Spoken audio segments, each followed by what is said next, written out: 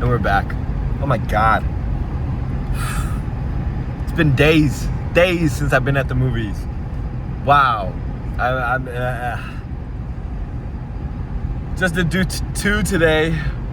Give me a sec. Give me 1 second. Let me get the names. So yeah, let me close these windows. So today we were able to do just a two kind of special screenings. I'm gonna be quite honest. Really enjoyable. I had to go out of my way, an hour out of my location, to come see these at a specific IMAX screening. But yeah, we saw Tales from, what is it called? Earthsea? I believe that's it. The 20th anniversary Fathom Events feature GHIBLI Fest 2026.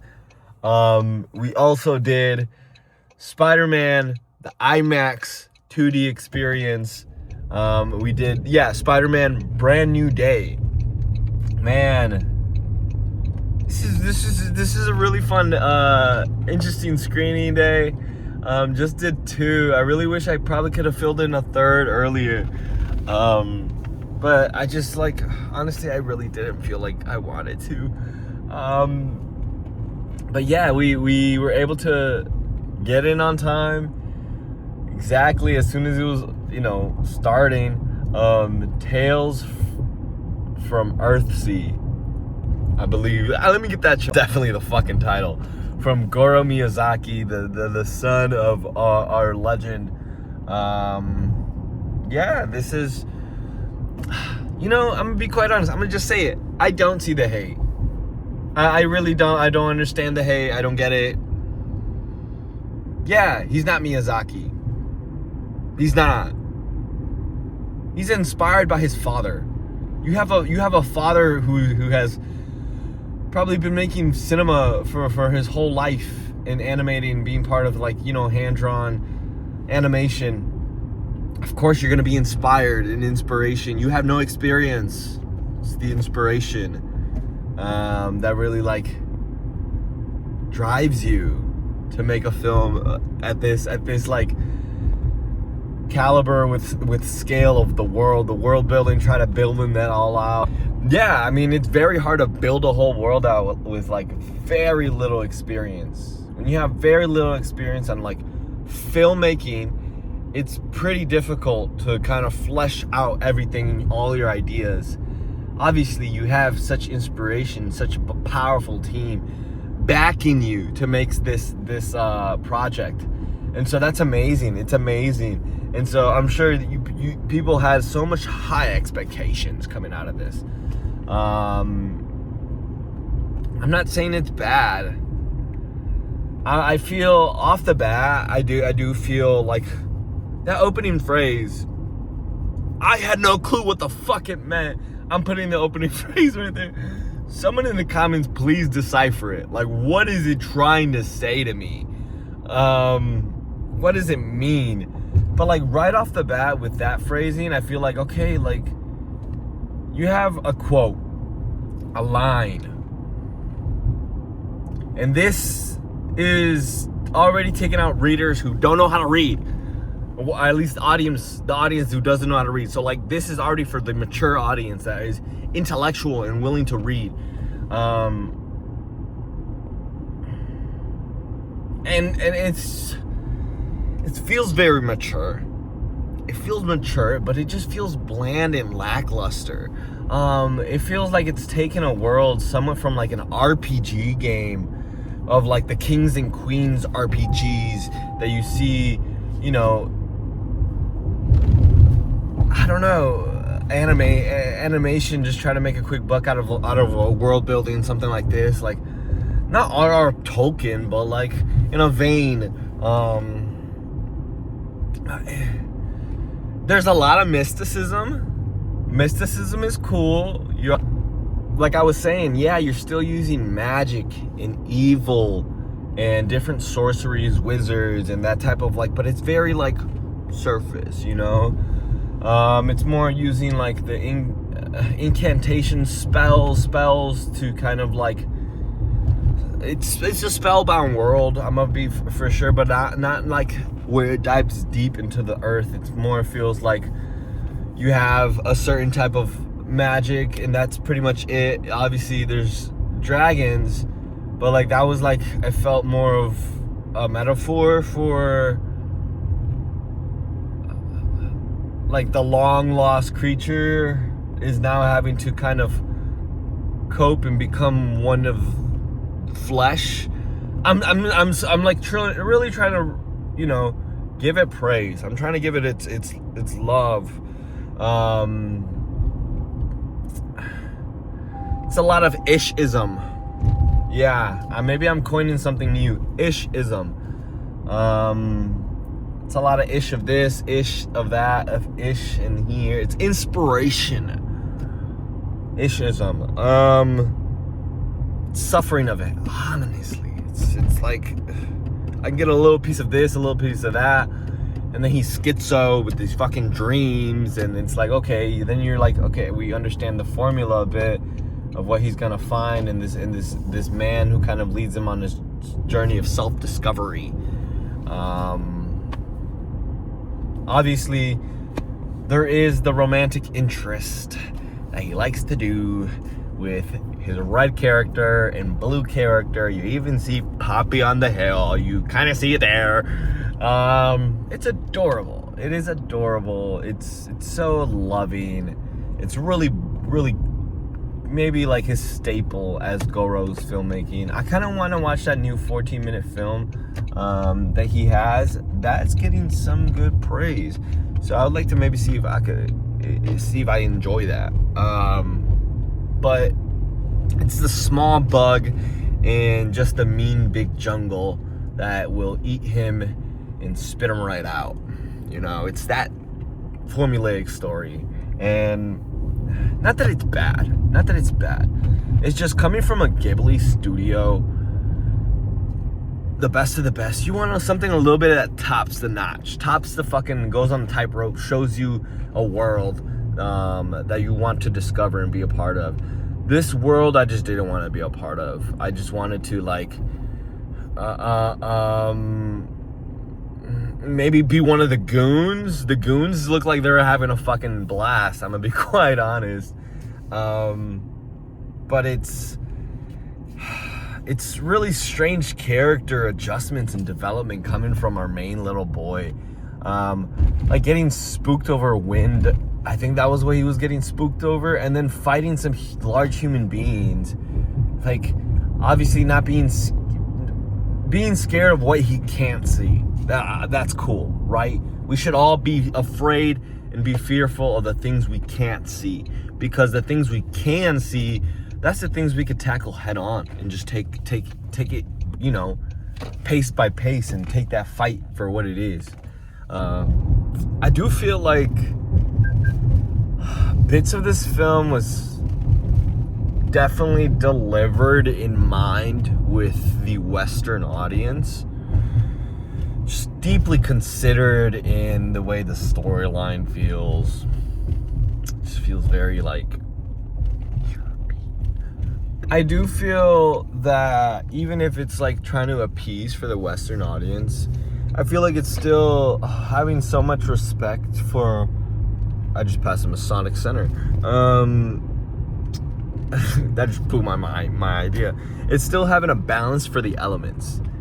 And understanding and respecting that, because I feel like we have, especially as the Western developers of the Western world, have really got rid of the love and the craft of caring for our elements, caring for the things, you know, that made us who we are, make us who we are, the world around us. It just, there's no real appreciation to it, which is a big bummer. And yeah, but honestly, we need to like get rid of control and the way we have control over things, and the way we control situations, and that like need to forever hold control. Just, you know, like I was saying, it's just, I feel like this film still has respect and it's coming with love, a lot of still like genuine emotions. And I think even for 20 years, I think this really hits a place now. I'm gonna be quite honest.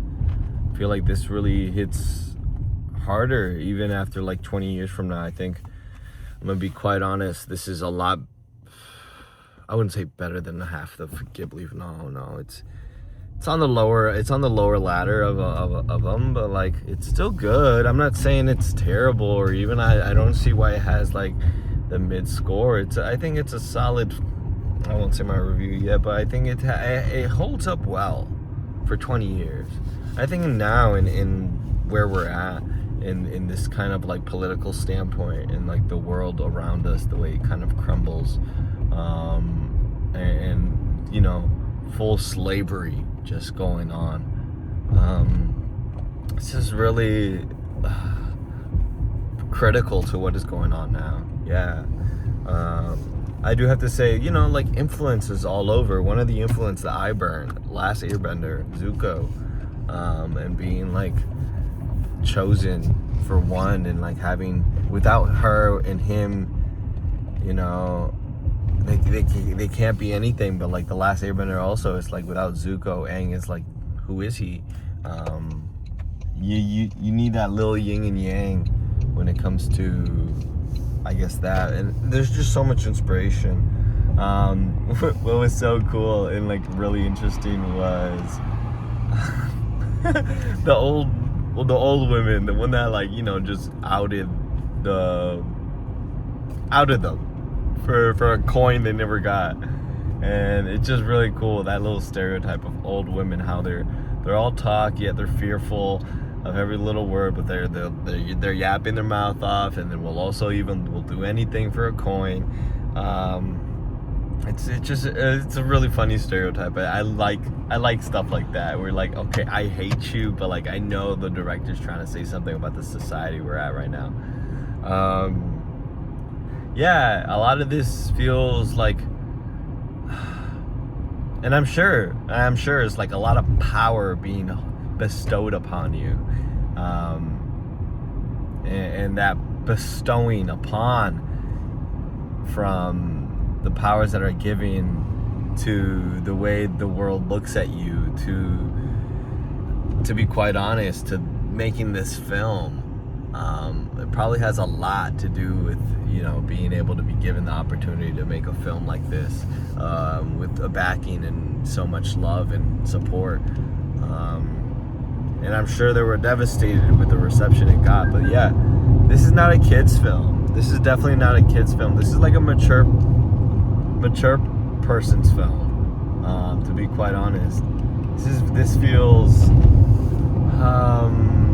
at a caliber that any other Ghibli film has, just not there. In many aspects, and not in the bad way. This has great villains though. I say the villains are really cool. The villains are fun and really enjoyable. I love the goons. I love the way they're just there, kind of like even 2 steps ahead, you know, making us feel like these protagonists are just like really at their wits' end and playing it with the, you know, sleeves rolled up whenever necessary. Man, that corn on the cob villain, Cobb, I don't know if that was a guy, old man being, you know, disguised as a hot witch, but holy, I was like, kids movie? Boy. I mean, there's some cool shots of her, so I'm just like, oh, good. But yeah, this definitely gives you the prized possession, information and knowledge that the cycle of life and death is precious. You can't really know when that's going to happen and occur to you, but you just have to be in acceptance of it, whenever it will occur to you. You just really have to continue to watch films in this manner, in this light, and dive into worlds such as this. You know, have them zoom into you. I don't know if this was really the film that encapsulated that kind of zooming sensation, zooming into the screen, having characters be flooded by certain, you know, parts of the animation, such gravitation when it comes to some of these characters being, you know, rushed at. There's some really just cool feelings. Is it overdone? I would say it's done like 3 or 4 times. I wouldn't say it's overtly done, but it doesn't feel like when it's, you know, we flood in POV style, it doesn't feel as if it's a one and done, this is your wisdom miracle feel POV shot. No, they kind of do it a couple times, and so you get that similar sensation of rushing, you know, throughout the film. And I don't know if that's just production or what's really going on behind that, but it feels like this sort of rush flowing over through our characters. But I do think ever since this kind of tactic of animation has been used in a lot more Ghibli films, and I think a lot of people have enjoyed it for what it is. But yeah, like I was saying, that rushing feeling, I think definitely feels as if it was stamped on there, for being like a staple for what a Ghibli is. Because I know Ponyo and even like what is it, the Heron, I forget the name. I watched it 4 times. I'm not a true Ghibli fan. Yeah, I think it's been used overzealously. But I think it's a great addition to what makes a Ghibli film a Ghibli film. For life. This is a for life film. This is like, as in like dedication to living, dedication to just being and existing, and like understanding you will die, you will perish. Nothing can change that. Nothing will change that. Is it cringe? A little, because it's like so cemented in reality that it is cringe. We're not, most of Ponyo, like most of these Ghibli films, they're kind of obviously something that can distinctly take us out of our real reality into this world of Ghibli.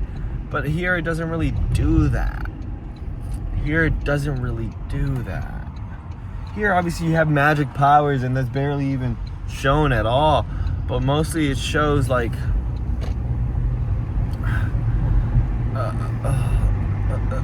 the familiar aspects of like relationships and being, you know, growing with somebody, even if like you have a past that is, you know, fucked up, or wherever the, you know, this, like your saviorship, you know, something that like brings you salvation from a past life that you no longer want to be acquainted with.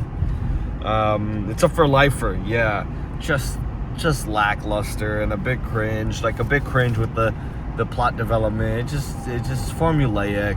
And so when you want a Ghibli film, I get it. You want this something like that gets you out of its world.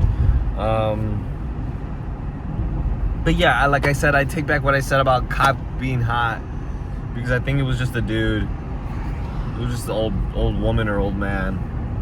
So a little fucking gross. Yeah, that rushing feeling, I kind of enjoy what it conveys though, because it now it gives that like definitely a language to Ghibli. Yeah, and then Cobb's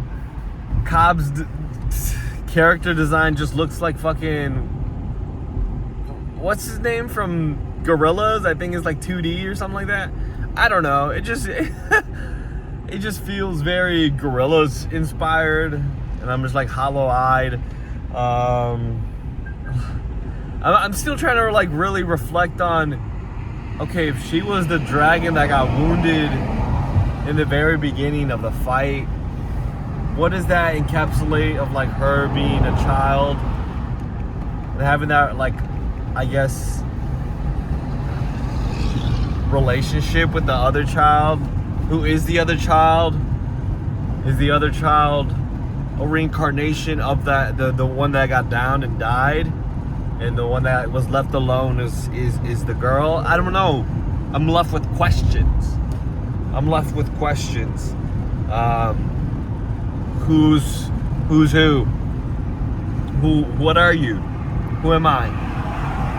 These questions are great to answer and ask oneself, and to be a part of like the reflectionary chapters that comes, you know, after you, like the audience's epilogue after seeing a film like this. But like I said, red and blue are another staple coming from Goro Miyazaki. I do have to say, those tracks, I think the original tracks, I think there was 2 or 3 original tracks. I'll place them here. They're really pretty. They're really beautiful. I think that definitely gave a reasoning why I gave it that half. I think that score and the original tracks of her singing, also that end credit track, it's pretty good. But yeah, finally got to it, and I saw it on the big screen, saw it on a silver screen. I never knew when I was gonna get to it, and I'm so lucky that this year's Ghibli Fest just brought it out. Just said, yeah, we're gonna bring it out for you guys. You know, it's been in the archive. We've been holding on to it for a while. Might as well just take it out. So cool, very, very, very nice. But like, no way somebody was crying to this. I heard sniffles behind me. I was like, no way. I mean, I guess if this is your pleasure film, or unless you're just a warm-hearted, sop-hearted bubby. Yeah, and this also came with a bonus featurette thanks to, I think it's Nippon Television Network, with an interview, I believe, guy here, hopefully I can find it. Yeah, talking about inspiration or experience, and talking about Goro Miyazaki's directorial, you know, debut and understanding how to make a film. And like I said, you know, he made one good one, and I have to watch that again. And I think I missed. I'm pretty sure I missed the release on that, which is like big headshot. But for the most part, review there. I think this was enjoyable. I don't understand. I see the hate.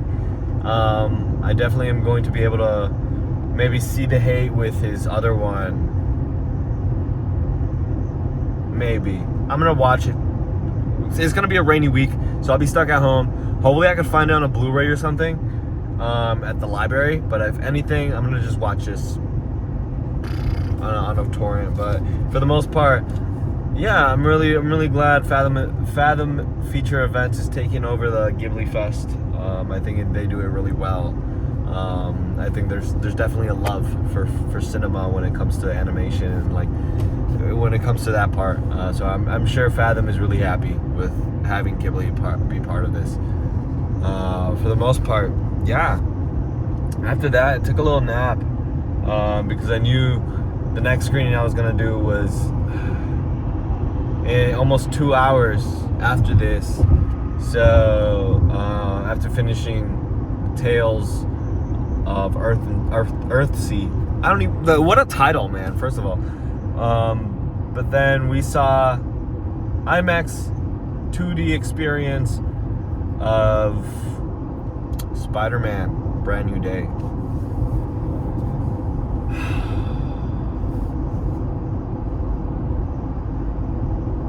You want to call this branding the movie? Fucking Takis the movie? Dude, product placement, man. It's deplorable.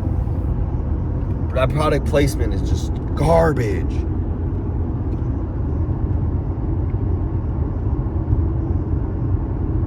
what do I even say? Like, what the fuck? I do my best to not, like, it's a mega corporation, right? It's a fucking Sony Marvel Studios. They're gonna want to get their big money, their big cash grabs with every fucking product placement they put. And it's disgusting.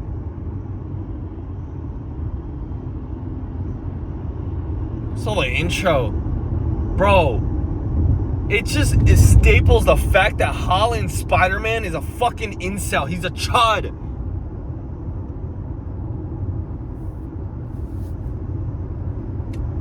Grow some balls, man.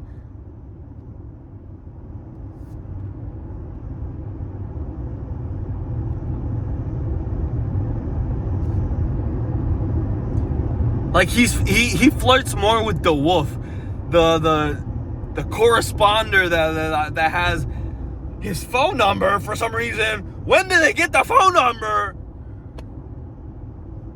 It's like, man, you're flirting with his grandma.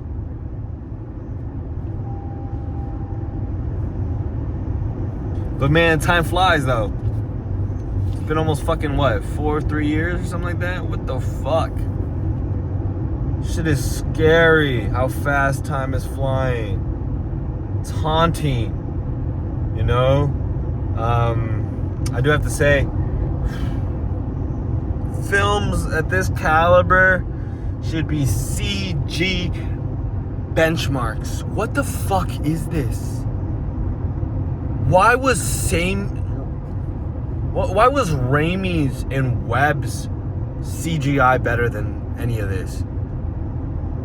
You have like the web swinging. It's like right here, chest up, web swinging.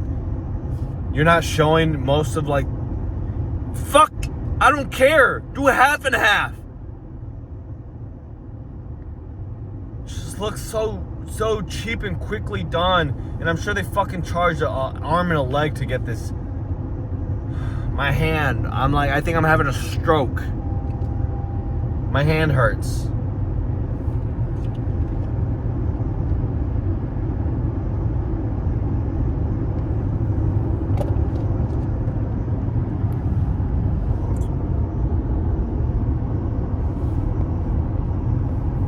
Why is the kid asking for his mom, where's my calculator?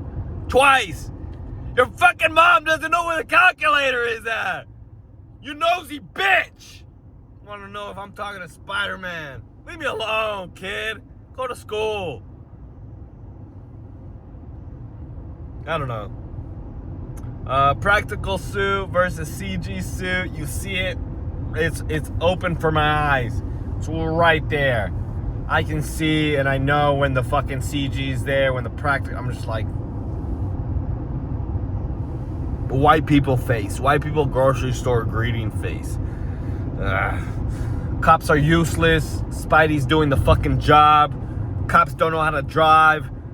They pull out a fucking female cop out of the passenger seat, and she's like knocked out. She's like, and they're like, "Oh, Spidey, you almost killed a cop." So fucking what? He's working with the Punisher. So fucking what? Fuck cops! This is Israeli propaganda! Don't even get me started with the fucking ties! Putting the video there!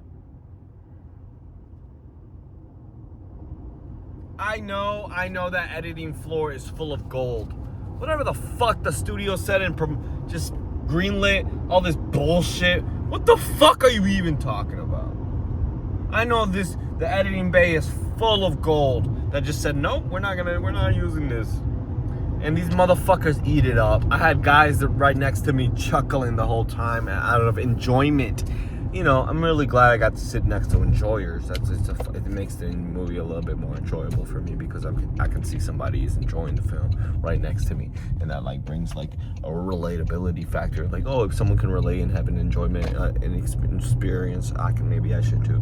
But oh my god, comedy didn't land. Besides the chucklers next to me, I heard no laughing to any of the comedy. Who's this audience for? Like, what the fuck? Credits. Opening credits and end credits are too clean for Marvel. Like, what the fuck are we doing? Are you making an art house film? What the fuck are we doing? I'm gonna literally, I feel like fucking synapses in my brain are just fried after seeing a fucking movie like that. I feel like they've implemented frequencies to make me stupid. So much fan service. From like Tom Holland taking off his shirt and being like naked for half the fucking movie. Like, obviously that's a fan service for the women. I was like, oh, it's Holland. Oh. Man, fuck out of here. Fucking this is the last time I'm putting it up. I'm putting up with this shit. Fan service, man, after fan service for like an hour.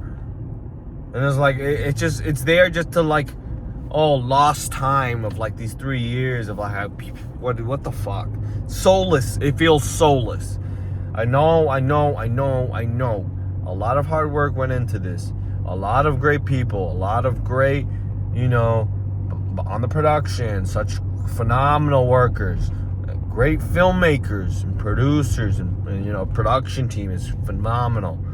That's why it's still I'm giving it what it is. But it just feels like it has no heart in it. No heart. This is what happens when you break your promise to that beautiful girl, and now she's fucking with some other guy, and she's with a guy that's fucking brown and way more handsomer than you. This is a cautionary tale. Just be careful. Explain your emotions, because then you fall into a superhero movie that is about emotional turmoil of loss and grief. What the fuck, man? I want to see cool shit. Spidey doing cool shit. Not a fucking movie about emotional turmoil. I want to watch that. I'll go watch an art house film with shots that like last, that have meaning. Bro, you're using the same scene of like her, and like you filmed one scene. You filmed one scene for the flashback bedroom scene. You filmed one and used it, incorporated that usage of film 4 times. This is demoralizing. Holland, this is demoralizing. I'm just so glad that the Odyssey crew, Zendaya, Holland, and Bernthal had the Odyssey. They have a great back-to-back window. This is movie stars. This is movie stars, This is cool shit. The fact that that's possible, that's really cool. But man,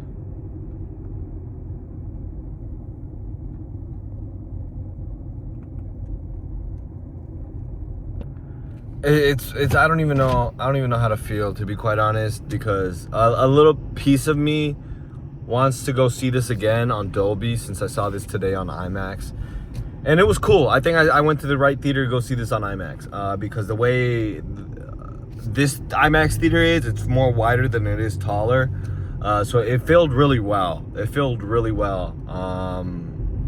Kind of really enjoyed the way that made me feel, to be quite honest.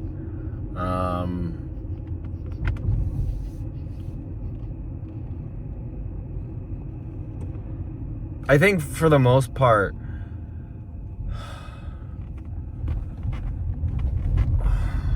Marvel just doesn't have it. Sony doesn't have it. I'm tired of white Spider-Man. And the next installation we get, like, Doomsday, right? And he's gonna be in there, and I have to fucking sit through that bullshit. will Miles Morales be in there? Will Tobey Maguire be in there? Like, what the fuck are we doing? Like,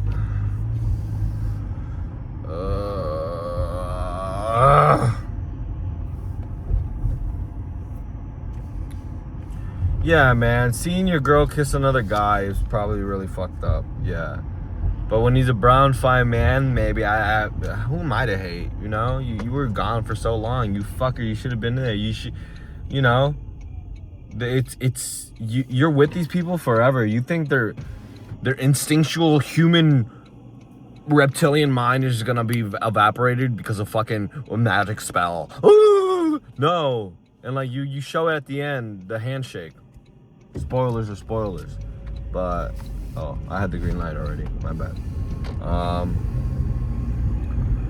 Man, it's just like, I feel like all three of these want. I saw this video recently about Cameron's script on Spider-Man.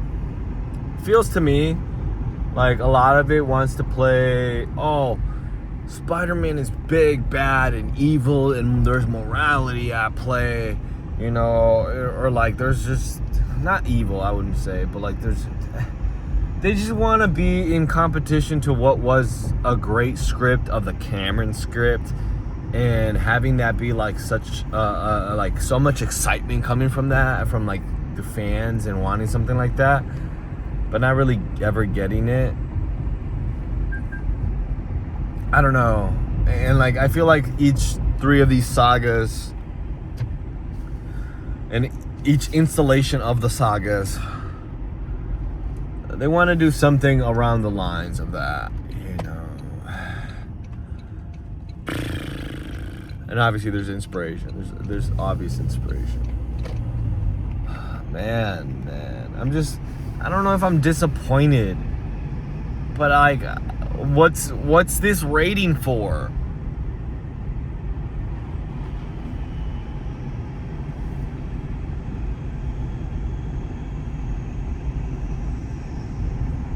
I don't know. A lot of like scenes just turn to nighttime. Like night goes by quick. Like it's just daytime and then nighttime. Daytime then nighttime. And then like when he's gonna go see Mark Ruffalo, he's like, I'm hurt, my eye, I'm hurting my eye, my head hurts. Like, is that your best acting to show like your head hurts? Ruffalo, Buffalo, my daddy, wow, you look good. This was probably ever since like the Incredible Hulk with, I think, Norton, I believe, right? I kind of really enjoyed the small glimpse of Hulk here. I think I did. The way he was shown and the way he was kind of grew into himself. I kind of liked it. I kind of did. Made me think of it like, wow, there's something here that I've seen before.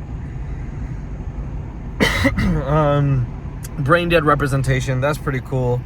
But I do have to say, Raimi's and web swinging, both of the other directors just way better. I thought it would be cool to have the same director to do all four of the sagas. That's what should have been smart and done. But what are we doing? We're just doing whatever the fuck we're doing now. We're not even being tasteful with it. No way. There was a guy that fucking cheered and clapped when MJ kissed Spider-Man. You know, when they kissed, when she was being brainwashed. Some fucking dude clapped. And I was like, what? It's like, why are we clapping? I was like, I was going to say some stupid shit. I was like, sit your dumb ass down. And then I'm sure he felt stupid as fuck because literally like 3 seconds later we find out that basically, you gonna let me in, bro? You gonna let me in? God, people are fucking stupid. Basically find out that MJ is spoilers that MJ is being brainwashed and kisses him and like shows that like, ha, I'm fucking with you, ha ha. I'm fucking with you. I'm just like, so what? Still got a kiss.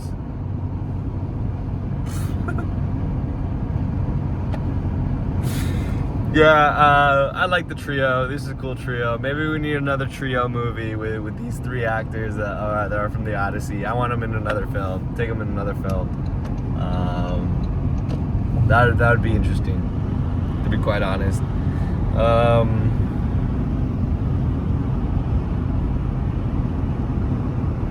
What do I have here? But yeah, I definitely think out of the two couples, I mean out of the two, in this couple of Zendaya and Holland, Zendaya is the obvious movie star. She's the actor. She knows what the fuck she's doing. She knows how to run this shit. She just has a way better like screen time performance and the way she kind of holds the screen. Man, but like, what's happening? Nothing's happening, man. Talking, what do I put here? Talking to MJ line. Oh, yeah, like, after he comes in and like, I don't know, it's just like they just start talking like nothing fucking happened. Like all this time spent without, I don't know. I'm just left without face, man. I do have to say, nice IMAX implementation. You fit the IMAX screen really well. Coolest Hulk in a while. Sadie Sink, I think your performance was good. It was good. That's that. It's just like back like nothing happened. You know, back like nothing happened. I'm glad the enjoyers next to me were enjoying the film and just enjoying it for what it is. I'm happy for them. I'm happy for those who enjoyed this film. I'm happy for ya. Did I? I'm happy for ya.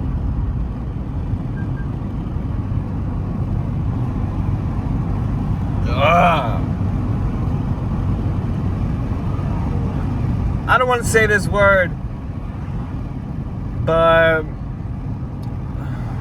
maybe the true villain is the black man in the suit, and the fact that Holland stops his death.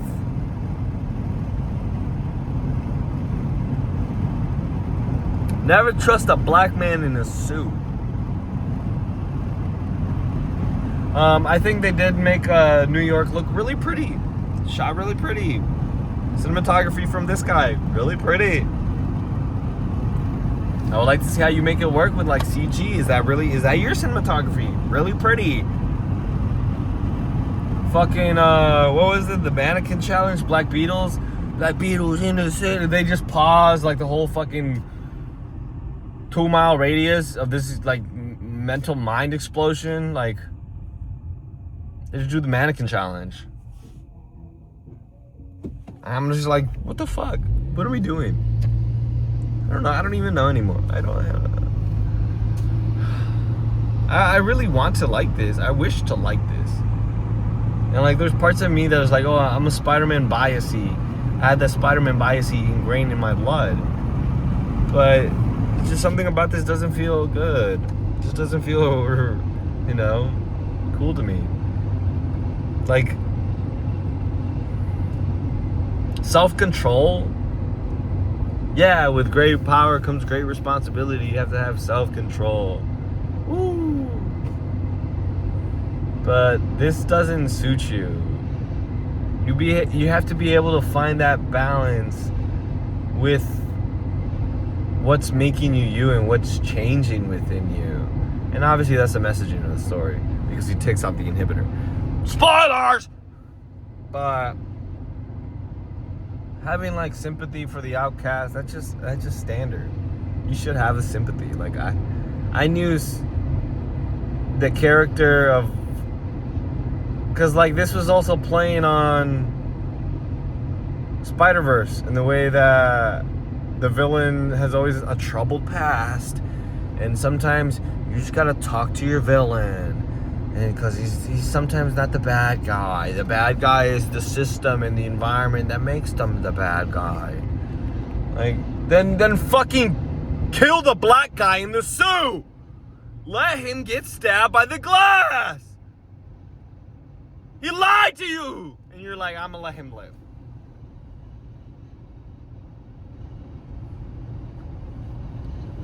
The real villain, like I've been saying, is the ones that can hide behind a cubicle in a suit, hide behind a corporation, a name, and not take blame on anything. That's the real fucking villain of this film.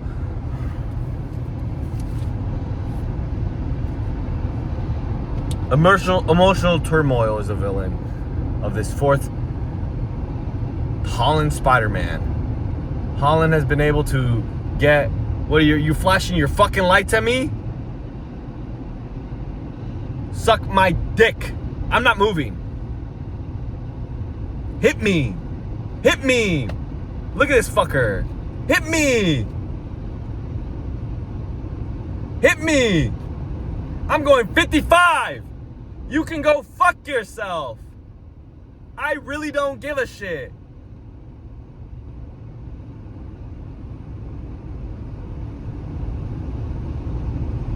It's just embarrassing what we're living through and the humanity we're living through. Like, what the fuck?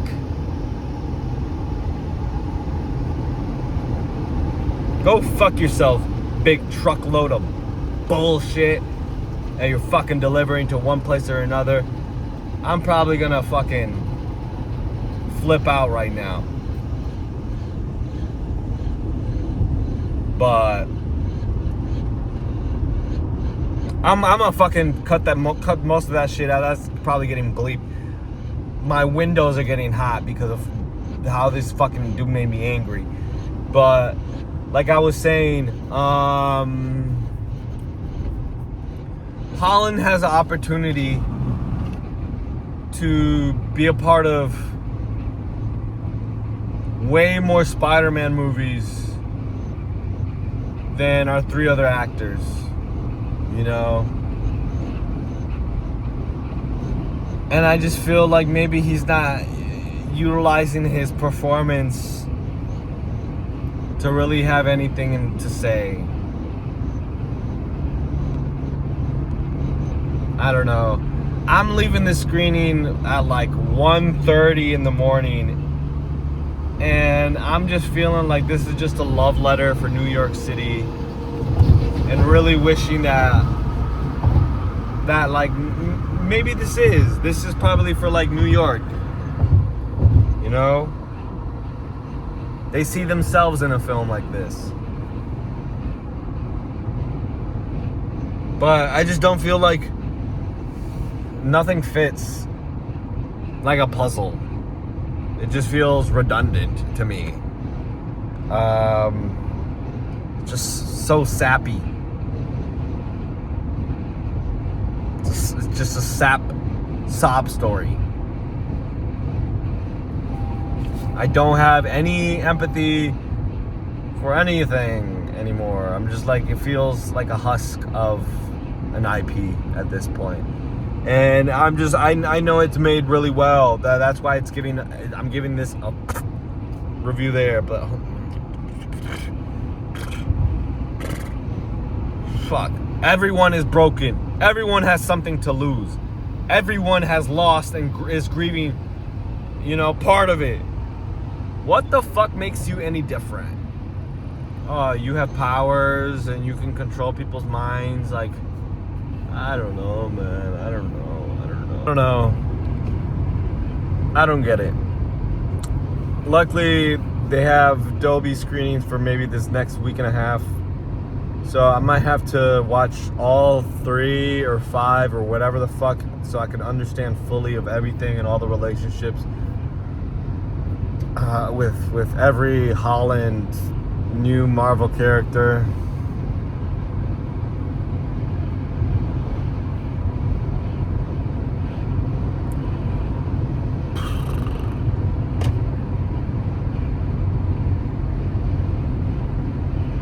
Yeah, I want to give this another opportunity. I really do. For the most part, that's the review. Thank you for watching. Like, subscribe. It's going to be raining for most of the days. Literally, thunder and lightning just hit right in front of me, a couple miles in front. It looked beautiful. So just leave me some film that I can watch maybe at home. Anything you want for me to see, I'll do my best to get to it. But thank you for watching. Thank you for just being a part of this. Thank you for being a part of my journey through YouTube and what cinema is.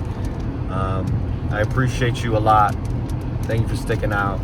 And thank you for the consistent views. Whoever's watching this consistently, you're amazing. You're amazing. Yeah, have a good rest of your night.